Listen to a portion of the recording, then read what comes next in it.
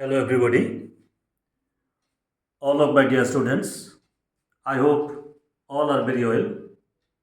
This is my অঙ্কুরন biology class. তো আজকে আমরা দশম শ্রেণীর জীববিদ্যার নিয়ন্ত্রণ ও সমন্বয় সাধন অর্থাৎ কন্ট্রোল অ্যান্ড কোঅর্ডিনেশন এই অধ্যায়ের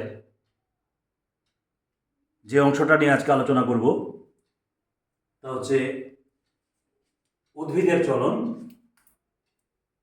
এই উদ্ভিদের চলন অংশের নেস্টিক চলন নিয়ে আজকে আমরা আলোচনা করব। নেস্টিক চলন অর্থাৎ নেস্টিক মুভমেন্ট। তো প্রথমে আমরা জানি নেস্টিক মুভমেন্ট বা নেস্টিক চলন বলতে আমরা কি বুঝি। উদ্ভিদের চলন যখন উদ্দীপকের গতিপথ অনুসারে না হয়ে উদ্দীপকের তীব্রতার উপর ভিত্তি করে হয় তখন তাকে আমরা বলি কি নেস্টিক মুভমেন্ট বা নেস্টিক চলন। আর এই উদ্দীপকের প্রকৃতির উপর নির্ভর করে আমরা এই নেস্টিক মুভমেন্ট বা নেস্টিক চলনকে 5টি ভাগে ভাগ করতে পারি। যে নাম্বার 1 ফটোনেস্টি, থার্মোনেস্টি, নিকটিনেস্টি, ক্যামোনেস্টি এবং সিসমোনেস্টি। তো প্রথমে জানি আমরা ফটোনেস্টি। যে উদ্ভিদ অঙ্গের চলন যখন আলোকের তীব্রতার উপর নির্ভর করে সংঘটিত হয় তখন তাকে বলা হয় ফটোনেস্টি মুভমেন্ট। অর্থাৎ এই যে সূর্যমুখী ফুল, সূর্যালোকের তীব্রতার সঙ্গে সঙ্গে এই সূর্যমুখী ফুল ফুটে এবং আকারে বড় হয়। আবার জুই, সন্ধ্যামালতি কম আলোতে ফুটে। তো এই ক্ষেত্রে আমরা কি দেখলাম, উদ্দীপকটা কি আলো এবং তার তীব্রতার উপর নির্ভর করে এই ধরনের চলনটা হয়, তাকে আমরা বলি কি ফটোনেস্টি। এবার আছে আমরা থার্মোনেস্টি। অর্থাৎ উদ্ভিদের চলন যখন উষ্ণতার হ্রাস বৃদ্ধির প্রভাবে ঘটে তখন তাকে আমরা বলি কি থার্মোনেস্টি।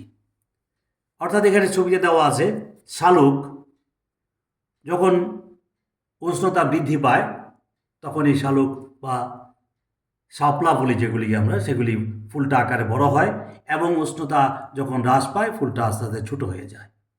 অর্থাৎ এই ক্ষেত্রে উষ্ণতা হ্রাস বৃদ্ধির প্রভাবে এই চলনটা সংঘটিত হয়, তখন তাকে আমরা বলি কি থার্মোনেস্টি। নাম্বার 3 নিকটিনেস্টি। উদ্দীপকের ব্যাপারটা এখানে দু ধরনের উদ্দীপক কাজ করে। এখানে আলো এবং উষ্ণতা, এই দুই উদ্দীপকের তীব্রতার প্রভাবে যখন উদ্ভিদের চলনটা সম্পন্ন হয় তখন তাকে আমরা বলি কি নিকটিনেস্টি। যেমন এখানে আমরা একটা পাট বাগান দেখানো আছে। এই পাট গাছগুলি কি হয়, অধিক আলোকে এবং তীব্র উষ্ণতায় পাটের পাতাগুলি খুলে যায় এবং তার উষ্ণতা যখন হ্রাস পায় তখন এই পাট পাতাগুলি আবার মুদে যায়। অর্থাৎ আলোক এবং উষ্ণতা উভয় উদ্দীপকের প্রভাবে যখন উদ্ভিদের চলনটা হয় তখন তাকে আমরা বলি কি নিকটিনেস্টি চলন। নাম্বার 4 ক্যামোনেস্টি। উদ্ভিদ অঙ্গের চলন যখন কোনো রাসায়নিক পদার্থের প্রভাবে ঘটে তখন তাকে বলা হয় কি ক্যামোনেস্টি।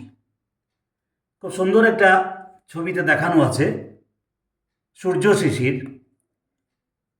যখন সূর্য শিশির ফুলের মধ্যে প্রজাপতি বা কোনো পতঙ্গ আসে তখন তার এই যে কোর্সিকাগুলি প্রোটিনের সংস্পর্শে আসা মাত্রই পতঙ্গগুলি তার মধ্যে আকৃষ্ট হয়। এই সূর্য শিশির এক ধরনের পতঙ্গভোগ উদ্ভিদ, আর এই ক্যামোনেস্টি চলনের মাধ্যমেই এই উদ্ভিদটা সেই পতঙ্গগুলিকে আকৃষ্ট করে।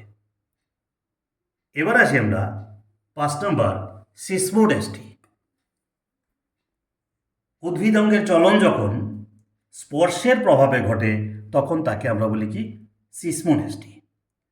অর্থাৎ এই যে লজ্জাপতি গাছের পাতা স্পর্শ করলে কি হয়, পাতাগুলি মুদে যায়, আবার কিছুখানি পরে আবার আগের জায়গায় ফিরে আসে। এই যে লজ্জাপতি গাছের পাতা স্পর্শ করলে পাতাগুলি মুদে যায়, ইহা এক প্রকার কি সিসমোডেস্টি চলন। অনেক সময় প্রশ্ন থাকে যে লজ্জাপতি গাছের পাতা স্পর্শ করলে মুদে যায় কেন?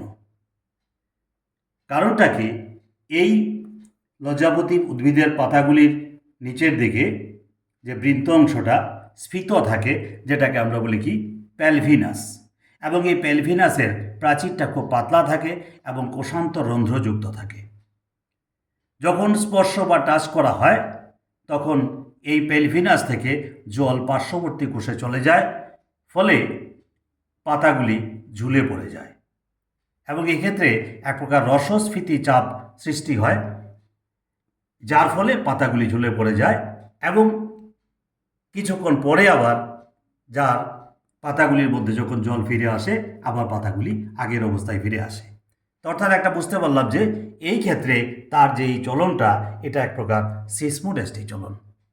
তাহলে আমরা আজকে বললাম কি যে উদ্ভিদের নেস্টিক চলন, যে নেস্টিক চলন কাকে বলে, নেস্টিক চলন কত প্রকার এবং প্রত্যেক প্রকারের উদাহরণ সহ আমরা চিত্রের মাধ্যমে আলোচনা করলাম। এবং লাস্টে আমরা বললাম কি লজ্জাপতি উদ্ভিদের পাতা স্পর্শ করলে মুদে যায় কেন। আশা করি তোমাদের বুঝতে কোনো অসুবিধা হয়নি, ছবিগুলি ভালো করে প্র্যাকটিস করবে। আজকে তাহলে আমরা এখানে রাখছি। আমার এই চ্যানেলটাকে আবারও বলছি শেয়ার করবে, লাইক করবে, সাবস্ক্রাইব করবে এবং প্রয়োজনীয় প্রশ্ন থাকলে কমেন্টসের মাধ্যমে জানাবে। সবাই ভালো থাকবে।